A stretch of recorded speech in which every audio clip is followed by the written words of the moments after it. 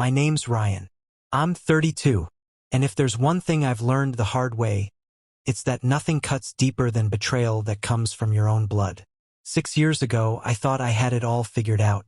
I had just landed a solid job in IT security, saved up for a down payment on a condo, and most importantly, I was in love. Her name was Elise. She wasn't flashy, wasn't the loudest person in the room, but she had this calm presence that made you feel like the world could fall apart and she'd still be standing with you. I had the ring. I had the speech. I even had the dinner reservation.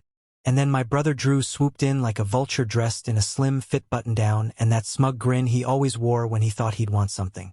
I don't know exactly how it happened. Just that one week before I was going to propose, Elise pulled me aside, sat me down in the quietest corner of our favorite coffee shop, and told me she was confused. She said she felt something with someone else. And when I asked who, she hesitated just long enough for my stomach to drop before whispering, "Drew, my older brother, the golden child, the one who never missed a chance to point out that I was always a step behind, the one who could charm a room and suck all the air out of it, then ask why no one else was breathing.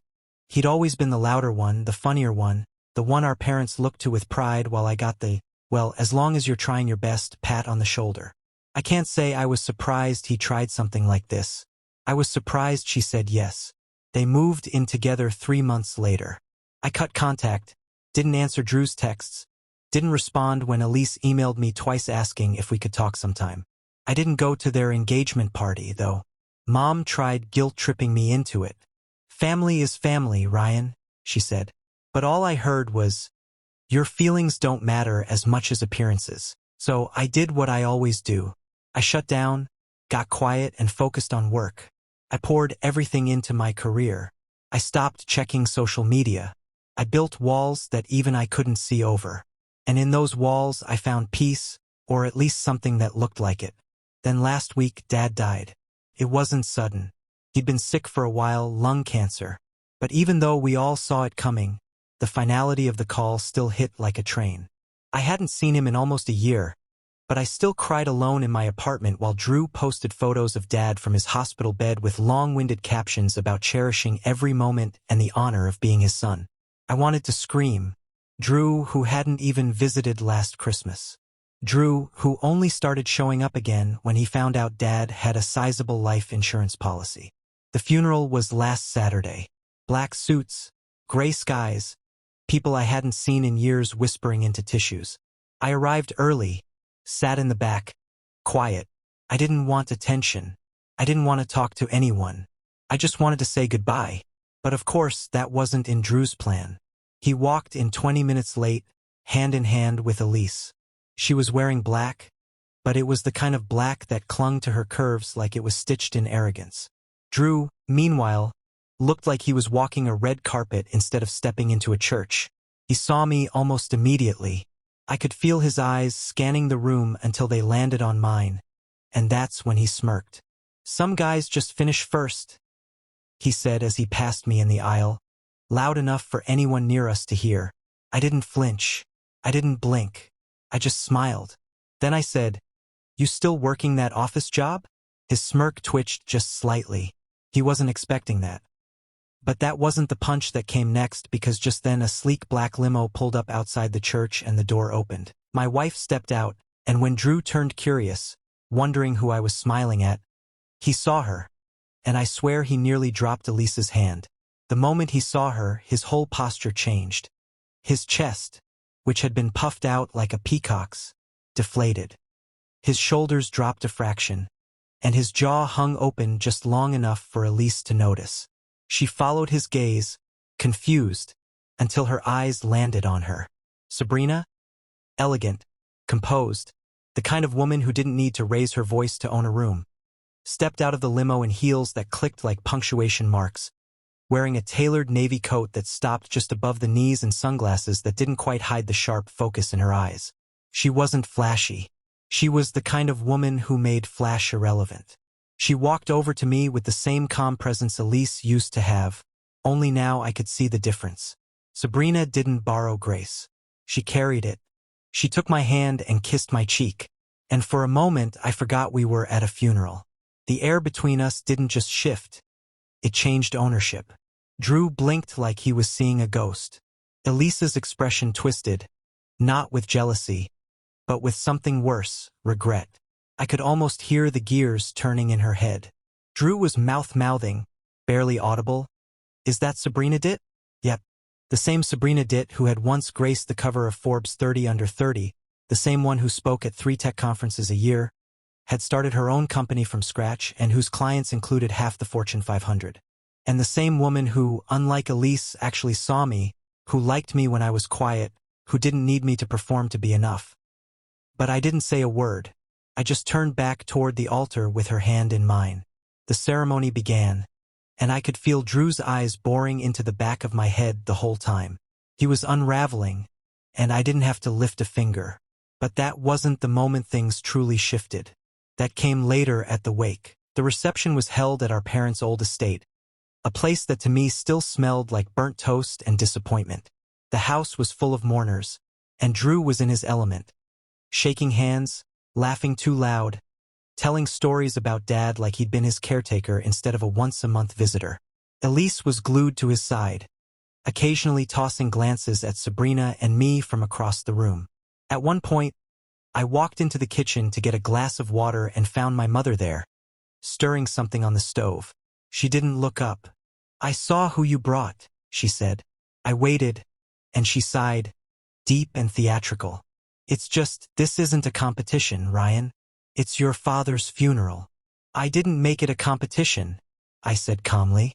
"Drew did. 6 years ago." She turned around then, eyes sharp, spoon still in hand. "You're still bitter about Elise. You were barely dating a year. And Drew loved her." I actually laughed. "I was going to propose. You knew that."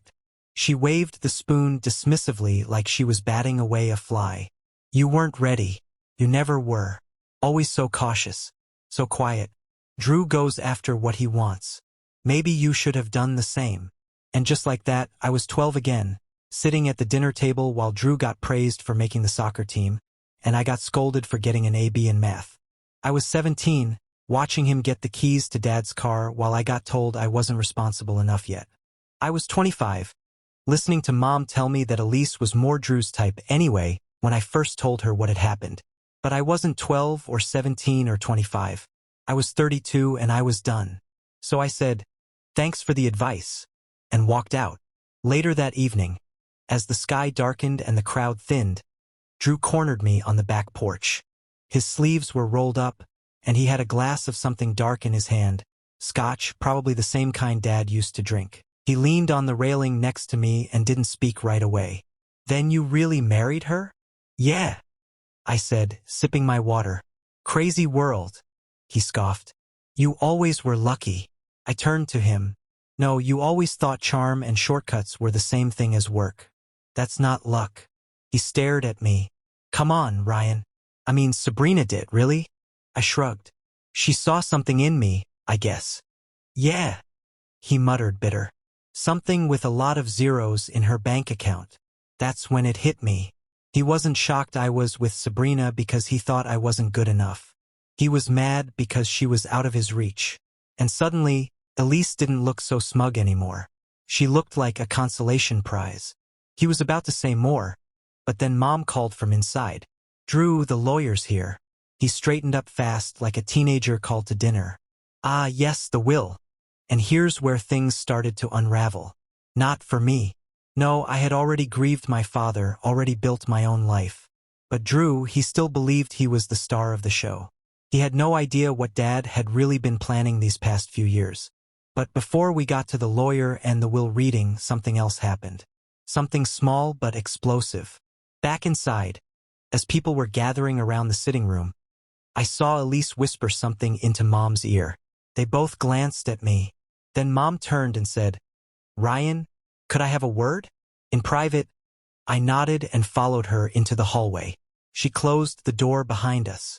"Elise is worried that Sabrina might cause distractions. She's very high profile, you know." I stared at her. "You want her to leave? Just for the reading?" "It's family, Ryan." I almost laughed again, but there was no humor in it this time. "You know," I said slowly, I used to think maybe you just didn't understand how much your favoritism affected me. But now I see it clearly. You chose not to see it, Ryan. No. I cut in, voice calm, low. You and Drew can have your little alliance. But Sabrina is my wife. She stays. I turned and walked away. That was when I noticed the lawyer, a man in a navy blazer with a worn briefcase, setting up at the front of the room. And Drew, he was already in the front row, one arm around Elise, that smug grin creeping back onto his face. He had no idea what was coming. The lawyer cleared his throat and opened the folder slowly, drawing everyone's attention. The room fell quiet, but there was a tension in the air. Static, unspoken, almost ritualistic. I looked around the room, scanning faces I hadn't seen in years. Most of them had aged. Some hadn't changed at all. And Drew, he sat tall, confident, with his leg crossed and a drink in hand, like he was already calculating the numbers in his head. I'd like to begin by thanking everyone for being here today. The lawyer started, his voice dry and practiced. Mr. Harold Whitmore's final wishes were very clearly outlined in this document, which he updated fully a year ago. At the mention of the will being updated, I saw Drew stiffen just slightly. His fingers paused on the rim of his glass. The lawyer asked that I read the following aloud. He pulled out a smaller sheet of paper and began reading a personal message Dad had left behind. It wasn't poetic. It wasn't warm. It was matter-of-fact, the way Dad always was. To my family, if you are hearing this, then I am gone. I have no illusions that I was perfect, and I know I left many things unsaid, but I want my last actions to speak clearly. I've spent the last year watching more carefully than most of you know. I've seen who showed up and who didn't, who gave with no expectations, and who took with both hands. What I built will not go to waste. Not again. A few people shifted in their seats. Mom blinked hard, her lips pressed tight. Drew, however, gave a tiny smirk, like he thought Dad was talking about me. I felt Sabrina's hand gently rest on mine. The lawyer placed the paper down and lifted the actual will. Let's begin with the estate, he said. Mr. Whitmore's residence, valued at approximately $2.1 million, will be transferred to... Drew leaned forward slightly. Ryan Whitmore. You could have heard a fork drop. I didn't move, didn't blink. My expression didn't change, but inside, my heart skipped. Not from joy, from shock. Drew's head jerked toward me. What? He blurted. The lawyer didn't flinch. The primary residence, along with all its contents, belongs solely to Mr. Ryan Whitmore. That has to be a mistake, Mom said, her voice rising. Harold promised Drew the house years ago. There was a previous version of the will, the lawyer confirmed, but it was legally nullified and replaced. This version is final and notarized. Drew stood up, knocking over his glass. This is ridiculous, Dad said. Please sit down, Mr. Whitmore. The lawyer interrupted, still calm. Drew didn't sit. He was staring at me now, face flushed. Elise reached for his arm, but he shook her off. What did you do, Ryan? What did you say to him? Nothing, I said evenly. Maybe he just saw things for what they were. But that wasn't the betrayal that came next. The lawyer continued down the list. Stocks, accounts, trust funds, some to me, some to charitable causes Dad had supported quietly over the years. Small things to extended family. And then, as for the remaining family business assets, the lawyer said, glancing down again, including Whitmore Logistics and its 51% majority shares, these have been placed in a private family trust controlled by, he paused, Sabrina Whitmore. The air went still. Even I was caught off guard. Drew's eyes went wide. What? Her? Are you kidding me? She's not family. She is, I said quietly, my wife. The lawyer looked up. Mr. Harold Whitmore explicitly stated that he admired Mrs. Whitmore's business acumen and her vision for long-term sustainability. The trust ensures voting control over the company remains in her hands. Mr. Drew Whitmore retains no shares. That was the knife. But the twist came from the person none of us expected. Mom stood up. Harold would never do that, she snapped. He would never give it to her. Not over his own son. The lawyer calmly unfolded another letter. Mrs. Whitmore, There's a personal note addressed to you. Would you like me to read it? I don't care what it says, she barked, eyes burning. The lawyer read it anyway. To Margaret. You've spent the better part of 30 years telling me which son deserved more. I let you. I thought I was avoiding conflict, but I saw how you treated Ryan after Elise left him. I saw how little you believed in him. I stayed quiet when you tried to push Drew into the company. But I'm done staying quiet. This company will go to the person who reminds me most of the man I once wanted to be. You may not like it. That's your burden to carry now. Silence fell like someone had shut off the sound in the room. Mom's mouth opened, then closed. Drew just stood there, hands shaking. Elise was shrinking beside him, her eyes flicking between everyone like she wanted to disappear. Then Drew snapped. You manipulated him, he said, pointing at me. This is some twisted game. You think you've won? Huh?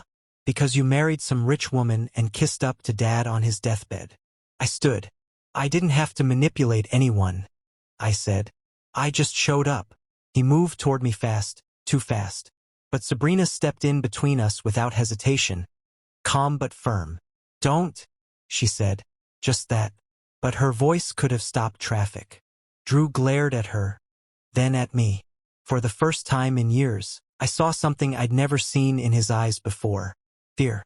Not of me, not of Sabrina, but of what he'd lost, of what he never really had. He turned to Elise, expecting support, but she just stared at the floor.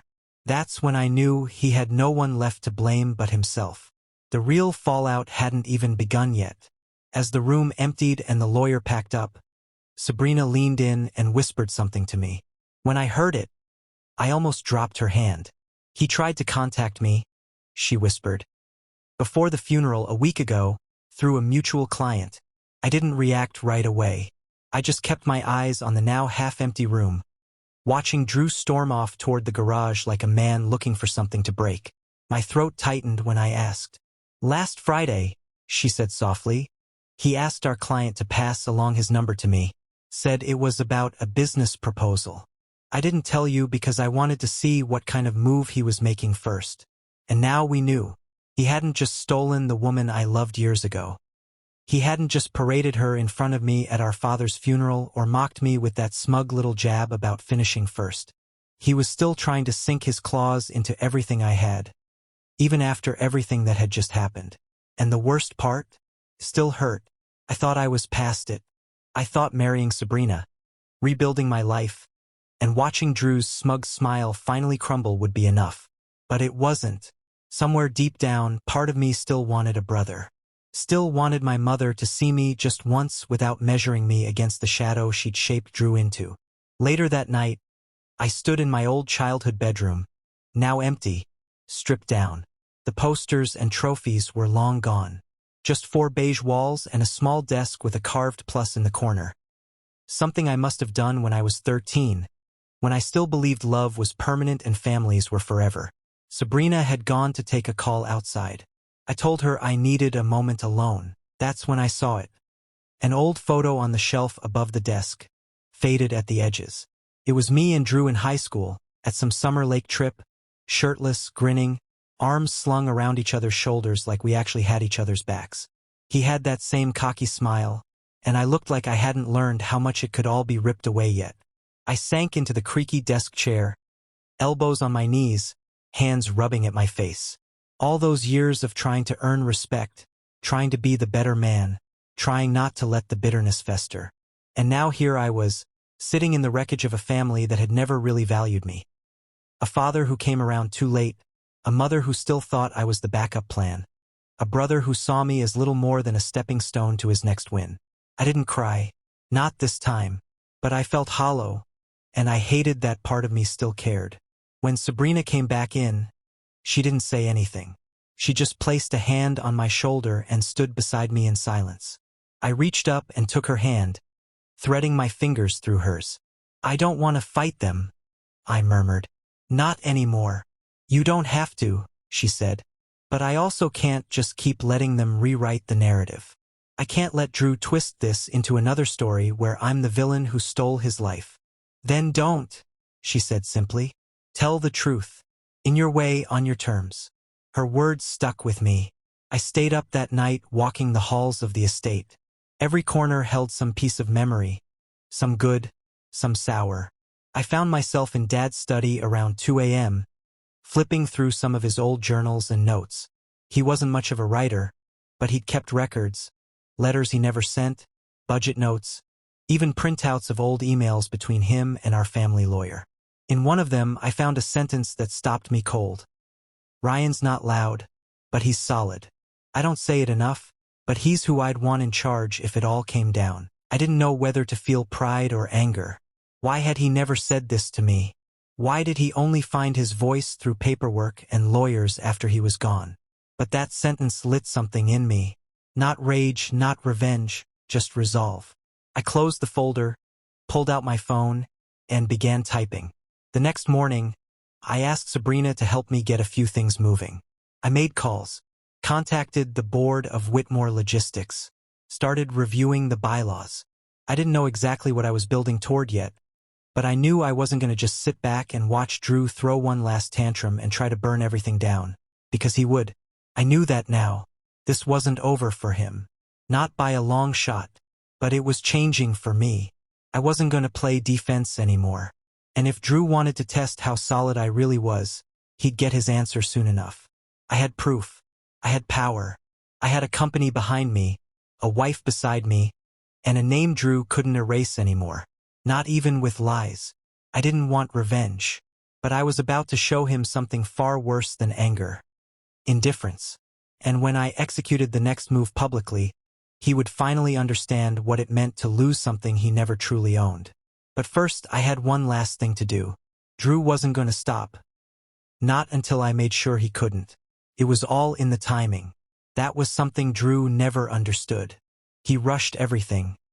Relationships, business deals, even his own downfall. But I'd spent the last 6 years learning how to wait, how to sharpen the blade quietly while everyone else was still swinging wildly. And now the blade was ready. The internal audit finished ahead of schedule. Natalie and her team turned over their findings on a Thursday morning, and I read them 3 times just to be sure. Drew's unauthorized access had left a trail clear as day. Data pulls from internal reports, suspicious logins from a private IP, and, worst of all, a download of confidential bid information just days before one of our largest contracts was lost to a competitor. That loss had cost us nearly $4 million. The board didn't know it yet, but they would. I called a special executive meeting for Monday morning. Sabrina would be present. So would the compliance officer, the company attorney, and the entire board of directors. And because protocol required inviting all shareholders with past managerial history and a stake over 5%, Drew would be there too. I made sure of it. He showed up 5 minutes late, of course, wearing a too-tight suit and an overconfident smirk, like he thought he was stepping into some casual sit-down where he'd get to play the role of misunderstood genius. Elise wasn't with him. I had a feeling she was finally starting to see through the cracks. "Didn't think you'd miss the chance to look important," Drew said as he dropped into a leather chair near the end of the table. I didn't respond, just nodded to the lead attorney to begin. The attorney cleared his throat and pulled up the screen behind him, where a slide titled Security Breach Findings. Summary report glowed in large, clean letters. The room fell quiet as the findings were laid out. Time-stamped access logs, flagged IP addresses, and correlations with lost contracts. I watched the reactions around the table. Confusion, shock, then anger. And Drew, he didn't blink. Not at first. But the moment the lawyer showed the screenshots of emails, his emails offering Whitmore's internal bid numbers to a rival firm, his jaw clenched. "This is absurd," he finally said. "You really think I'd risk everything over that?" The attorney responded calmly. "You didn't just risk it. You executed it. We have digital verification, timestamps, traces of the downloads made using your legacy credentials. Mr. Whitmore has already filed for a retroactive internal injunction, and given the evidence, we're preparing to notify the state authorities." Drew laughed, but it was thin, brittle. "This is a setup." Natalie spoke then. "You're the only person who still had access through a blind credential link your father left. We caught it." Sabrina leaned forward. And you thought you were going to sell off his company piece by piece while smiling at his funeral. You really don't know how to build anything, do you? Drew turned red. This is insane. You're just trying to wipe me out of the family completely. I finally spoke, calm and steady. No, Drew. You did that to yourself. I'm just making it official. I slid a document across the table. It was a formal cease and desist order drafted by our legal team, barring Drew from all Whitmore-owned properties, communications, and internal systems. He was also being referred to state business regulators for corporate espionage and data theft charges that, while they might not land him in prison, would destroy any chance of starting a business again. His name would be flagged in every due diligence process for the rest of his life. He stared at the paper, then at me. You think you're the better man now? He spat. No, I said simply. I'm just not the fool anymore. He stood, shoulders heaving. This isn't over. You think this is the end? You're still the same silent little ghost living in my shadow. Then maybe, I said, cutting in gently, it's time you stop walking in front of the sun. He blinked, taken aback. That was the last thing I said to him. The board voted unanimously to sever all future association with Drew. His remaining shares, thanks to a clause Dad added in his final update, were forfeitable upon proven misconduct, which, given the report, was as proven as it could get. By noon, his access was revoked. By nightfall, the press got wind of the internal security breach and the swift action taken by new leadership. I gave no comment. Sabrina issued a one-line statement. We protect what we build. Drew, I later heard, tried to get a meeting with one of our former competitors, only to be politely turned away. He'd burned too many bridges, and the ones he thought he could buy were owned by someone else now, me. In the days that followed, I didn't celebrate. I just worked. Contracts were signed with the startup. Our market value rose. Sabrina negotiated an investment partnership with a European firm that gave us presence in 3 new countries. I spent my days building, not gloating, not chasing ghosts. Then one final moment made the revenge truly settle. A letter arrived, handwritten. No envelope, just a short message on lined paper. You got what you wanted. I hope it was worth it. D. I folded it once and tucked it into the back of my desk drawer without a word. He wanted me to come down to his level, but I was already building something he couldn't reach anymore. And he finally knew it. The fallout came quickly. A week after the board meeting, Drew's name hit the industry blacklist. The startup circles he used to lurk in closed their doors. I didn't have to say a word. The documents we'd uncovered spoke louder than I ever could. His LinkedIn went dark. Elise moved out quietly, without drama. I knew because Sabrina received an automated change of address alert linked to one of the old shared properties Drew had tried to funnel through their joint accounts. She moved back in with her sister across town. I wasn't surprised. A month later, Mom called. I stared at the screen for a long time. It blinked once, twice. Then I let it go to voicemail. She tried again the next day. This time, she left a message. Ryan, I don't even know what to say. He's devastated. You didn't have to destroy him like that. He's your brother. No apology. Not even a hint of accountability. Just more excuses. I deleted the message without replying. 3 months passed.